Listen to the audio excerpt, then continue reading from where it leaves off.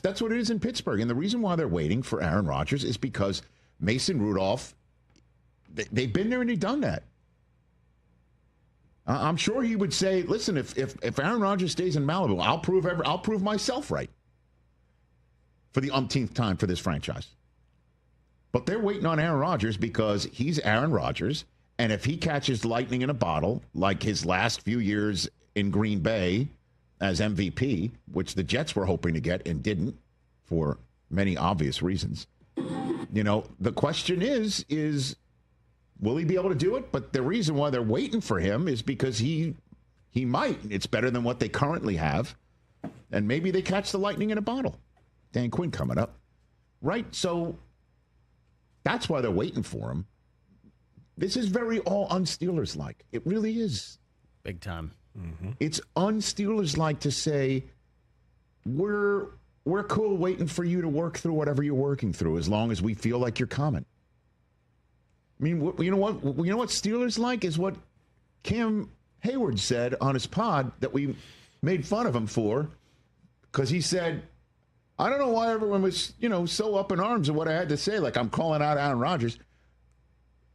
Cam, I said it to you on your own podcast. When you say we're the Pittsburgh Steelers, either you want to play for us or not, that sounds like you're telling somebody, either you poop or get off the pod. And that sounds Steelers-like. We're the Pittsburgh Steelers. You want to play for us? Make your decision ready. Mm-hmm. And you know what's un-Steelers-like? You know what we're going to do is we're going to take yet another wide receiver that we draft superbly, and even though he's got 1 year left and he's incredibly affordable, we're going to send him out. And without the quarterback plan fully in place, we're going to go trade for another wide receiver and pay him $30 million a year. That's un-Steelers-like. But that's the situation that they were in.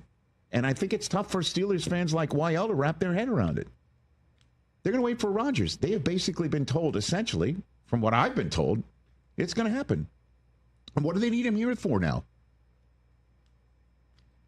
Show up in the summer. And if he looks rusty his first couple of games, because I imagine he's not going to play a single lick in preseason. Maybe they'll give him a series here or there just to knock some rust off. Then how do you build rapport with your receivers and timing? I don't know. Then it'll be like, well, the Steelers waited too long for the guy.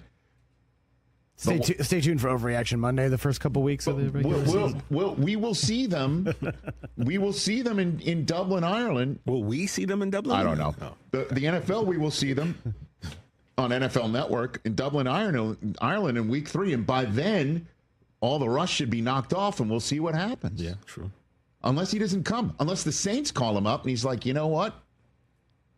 That might be, I don't know why it would speak to him better. Playing inside that's not like one last run around the NFL, one last orbit around the NFL with a chance to win a ring. That looks like Pittsburgh, and I think the Steelers know it. So, NFL news over the weekend, there was quite a bit of that. Derek Carr retires from the National Football League. He made, I have it here, $1 gajillion in his tenure. Yeah, north of $200 million. And he made one playoff game. Good work if appearance, you can get it. And he did not win it. Although that was the year Joe Burrow and the Bengals made the Super Bowl, and their first game was against the Raiders in Cincinnati. That was when Rich Bisaccia was their interim head coach, and they made the playoffs and gave the Bengals a scare. Carr had an opportunity towards the end of the game in the red zone, threw an interception to end the game. And that was the end of it for his Raiders tenure, essentially. McDaniels comes in, and yada, yada, yada. Carr was sent home right in time for Christmas after losing a Christmas Eve game that I was calling for NFL Network in Pittsburgh. And then he winds up in New Orleans.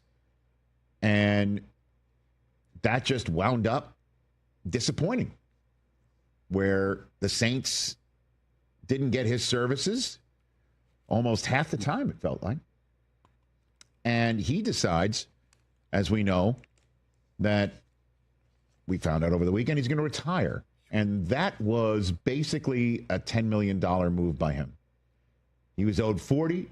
The Saints essentially, from what I'm understanding, told him, you get to keep 10 of your bonus, and the $30 million that we owe you otherwise, we get to keep. And if you have a problem with that, we come after the 10. And I guess he decided, you know what? End of the day, I'll take the 10. And retirement, and goes home to his family. And I'm assuming that will be it. Although he let him, I don't know. You never know in these days anymore. I know there's a $10 million bag that he's going to put in his account that the Saints will basically, like a chess move, keep their finger on that piece. And then when he doesn't play anymore, they'll take their finger off it. But crazier things have happened in the NFL. I have no idea if he's going to sit out a year and then come back, because somebody's going to give him a call when they're going to get desperate. And that team will always get desperate. Yep. Always. And there's always negotiating. Yeah, well, we'll pay the Saints off, and then you'll make less money for us, but we'll pay the Saints off. I mean, these things happen. Or you pay the Saints off if you want to keep playing. I don't know. But one year, if you recall, he did lead the Raiders to a playoff season for Jack Del Rio's Raiders in Oakland, and wound up getting hurt, breaking his leg, and not being able to make the playoff start. So he really had 2 playoff seasons, but only 1 playoff start in his entire career. And he's now retiring and gets a $10 million Fleur-de-Lis gold watch to head off into retirement. And I guess we look forward to future cars making the NFL. Who's next? I don't know. I guess look at his family chart. Only 34 years old. I think I'd be shocked if he's played his last game, but stranger things have happened. Now that leaves the Saints with 3 quarterbacks there. Okay, Jake Haener and Spencer Rattler, and the guy they just drafted, Tyler Shuck. And that's the quarterback competition. And one would think they're going to have to sign a veteran quarterback there in New Orleans. I mean, if they don't do that, that's a quarterback room that is going to be young, green, and potentially unwinning. See, I went better than just saying losing. Because you never know. Tyler Shuck came on